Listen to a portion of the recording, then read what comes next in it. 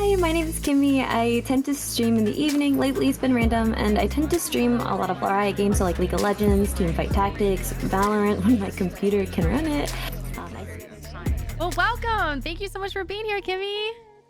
Yeah, it's a pleasure to be here. It's super Yeah. exciting. Yeah, me too. All right, so go ahead and tell me your username, how long you've been streaming, if you're an affiliate or partner on Twitch, and then also your views and follows. Yeah, certainly. So my username is Kimpression.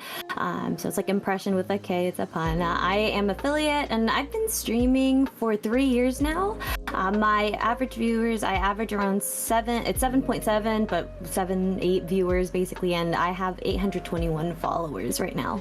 All right, so let's talk about analytics and data. Do you look at those, and how do you incorporate into your streams? I look at them, but I don't think I can use them. Maybe not as much as I do. I mainly use the analytics on Twitch. I try to use it as a guide more so to figure out what days or times people are on more. Obviously, consistency I found trumps all of that, but it's a good tool to maximize my stream to be more intentional. Yeah, totally. So what strategies do you use to get engagement, whether on Twitch or social media? Yeah, so I have Discord, so I have a Discord for my community. That's usually where I go for announcements. I have Twitter for engagements outside of streaming, outside of Discord. I do have a TikTok, so I try to do some of those dances, even though they're a bit cringy, as well as moments of engaging with other people. On my stream, I just have a plethora of things that viewers can redeem their points from sound alerts, like jump scaring me, to zooming in on my face, or to having even like my cat or my dog to take over the stream for like a minute. Oh, that's so cute. I love that. So what are your go live notifications and what works? Usually I am such a sucker for switching it up. I always end up wanting to be like, oh, should I change it now? But usually it's something simple. I've noticed that people are more apt to see about are more inclined to see what's going on if it's not a ton of text, like it's not a block of text to read. So I just keep it simple because it draws more people in. Usually, like my current one is like good morning PogChamp. Even if it's nighttime, it's still good morning. Like that's the thing that my community has now. It's just good morning every time we say hi to each other. So how do you adapt to the changes in social media algorithms? When it comes to algorithms, to be honest, it's not something I should pay attention to it more, but I kind of post more on TikTok. Like I said, I post dances. I try to see what's popular to play, but I normally stick to when it comes to Twitch, I stick to League of Legends because it's always a good one.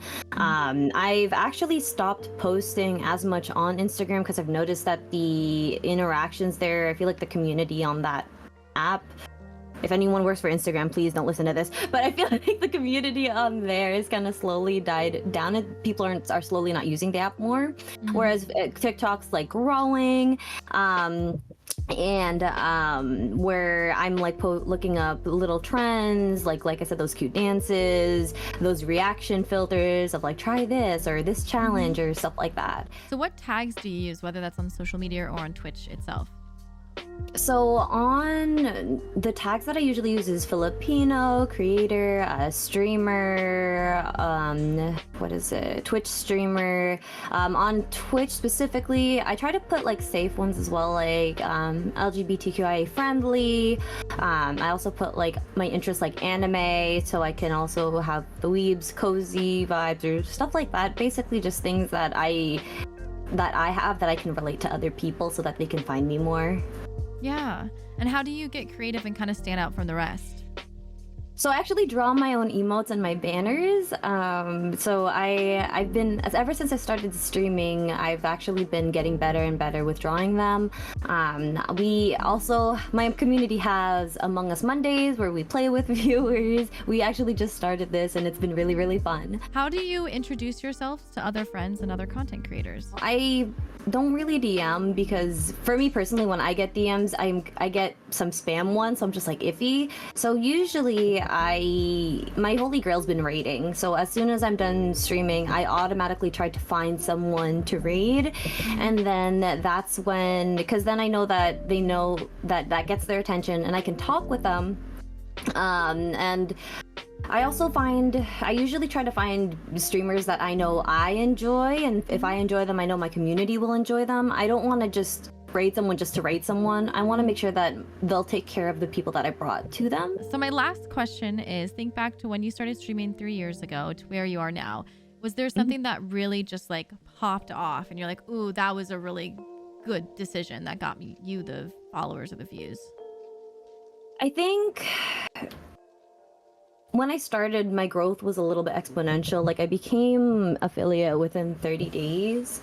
But I would say the time I popped off was when I would switch to games like Genshin Impact, basically games that are growing still. So games to just to branch off here and there. Like obviously it's good to stick to one game because consistency is always going to be key, I feel.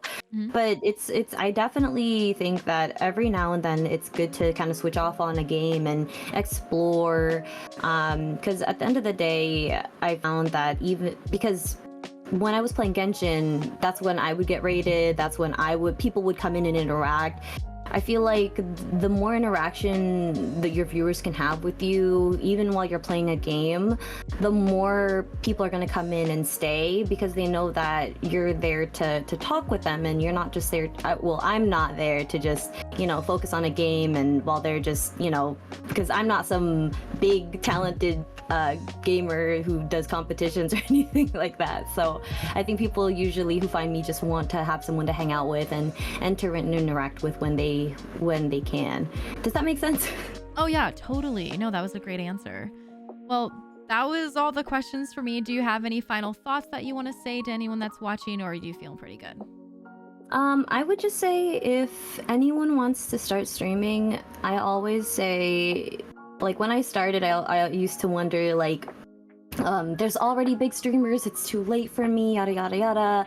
And the one thing I always tell myself is Nicki Minaj has been a rapper forever, but Cardi B still, like, this is what I told myself. Cardi B came out of nowhere and she's big now. So if there's so many, like, it's still huge celebrities and there's still, like, people who have aspirations that are still popping up, I think that that's enough for anyone who has enough, self-discipline for one, as well as passion and love for what they want to do. I think that should be enough to push you, but it's going to take time, of course, but anyone can do it. It just takes consistency, but that's all I would say. No, that's perfect. Well, thank you so much for taking the time today. Yeah, it was such a pleasure to be here. It was just being here and being present. It was a really fun experience. Yay, good. I'm glad you liked it. Well, thank you so much again. We're going to say goodbye to YouTube and I'll talk to you right after. Sounds good. Okay. Bye, YouTube. Bye.